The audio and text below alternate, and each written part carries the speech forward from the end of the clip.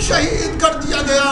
ہاں عزیزو، اسی زمین کربلا کے لیے حسین کے رہبر نے، حسین کے اسب باوفادار نے حسین کو آج بتایا جب زمین کربلا پہ حسین کی سواری پہنچی ہے تو اب حسین کی سواری زمین کربلا سے آگے نہیں بڑھتی، زمین کربلا سے آگے نہیں بڑھتی.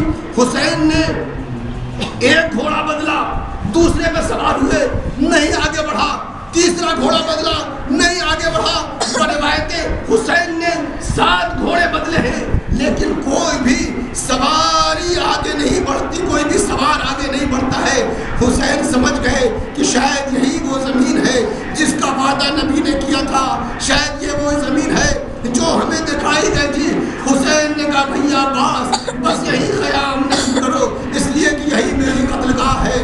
ہاں عزیزو، حسین کربلا میں آئے تھے اور حسین نے اپنی شہادت پیش کر دی، لیکن حسین نے شہادت پیش کرنے کے بعد ہمیں بھی کچھ ذمہ داریاں دی تھی.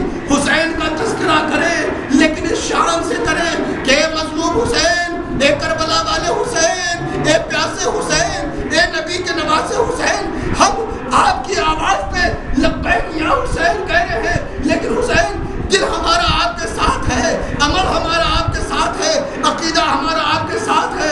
اے مولا ہمیں اپنے انصاروں میں شمار کر لیجیے. عزیزو، بڑا عجیب و واقعہ ہے. آپ نے ابھی مسائل میں سنا، ابھی آپ نے مرثیے میں سنا کہ حسین کے لیے حسین کی بیٹی نے ایک قاصد روانہ کیا تھا. وہ کون بیٹی ہے حسین کی؟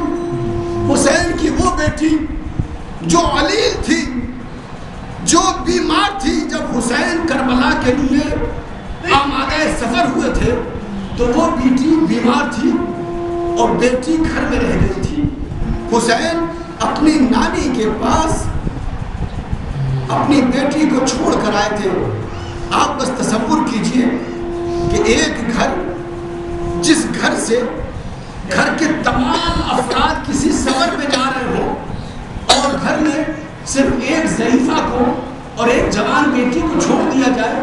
اب تصور کریں تو اس جوان بیٹی کے دل پہ کیا کیا نہ گزرے گی. روزانہ وہ کیسے خیالات میں ڈوبی ہوگی.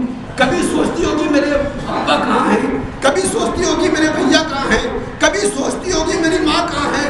حسین مدینے سے چلے تھے، ایک بیٹی سغرا کو چھوڑ آئے ہیں. پورا قافلہ، پورا کنبہ حسین کے ساتھ ہے. ایک بیٹی ہے سغرا مدینے میں رہ گئی. روز بے چین ہوتی ہے، روز خانہ دہلیز خانہ پر آ کر دیکھتی ہے کہ شاید بابا کا قافلہ لوٹ کر آیا ہو، شاید میرا چچا عباس آیا ہو، شاید میرا بھیا علی اکبر آیا ہو. کوئی خبر نہیں ملتی. جانے والوں کو دیکھتی ہے، کوئی کوفہ جانے والا مل جائے میں اپنے بابا کو خط دے دوں. چنانچہ ایک دن ایک شخص ملا، اس سے پوچھتی ہے بھیا تو کہاں جا رہا ہے؟ اس نے بتایا کہ میں کوفے جا رہا ہوں. کہا یہ لے، یہ میرا خط لیتا جا، جہاں بھی میرے بابا سے ملاقات ہو وہاں دے دینا.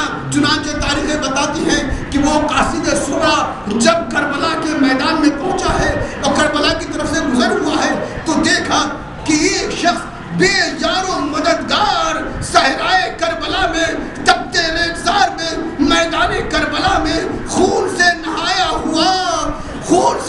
ہوا کھڑا ہو کر آواز دے رہا ہے، حل من ناصر ینصرنا، حل من مخلص یغیثنا. جیسے اس نے یہ آواز سنی وہ اس شخص کے پاس گیا، سلام کیا. جیسے ہی سلام کیا امام نے جواب سلام دیا. پوچھا تم کون ہو، یہاں کیسے آ گئے؟ کہا آپ کو نہیں معلوم میں مدینے سے آیا ہوں. آپ کون ہیں؟ کہا تو مجھے جان کر کیا کرے گا، تو مجھے جان کر کیا کرے گا، بتا تو کون ہے.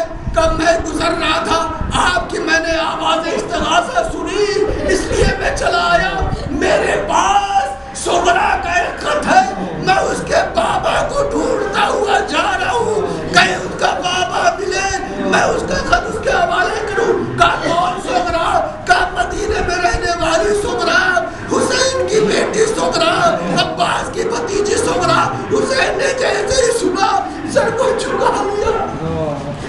جھکا لیا کہ ارے شخص، اے مسافر، اس غریب بیٹی کا، غریب الوطن باپ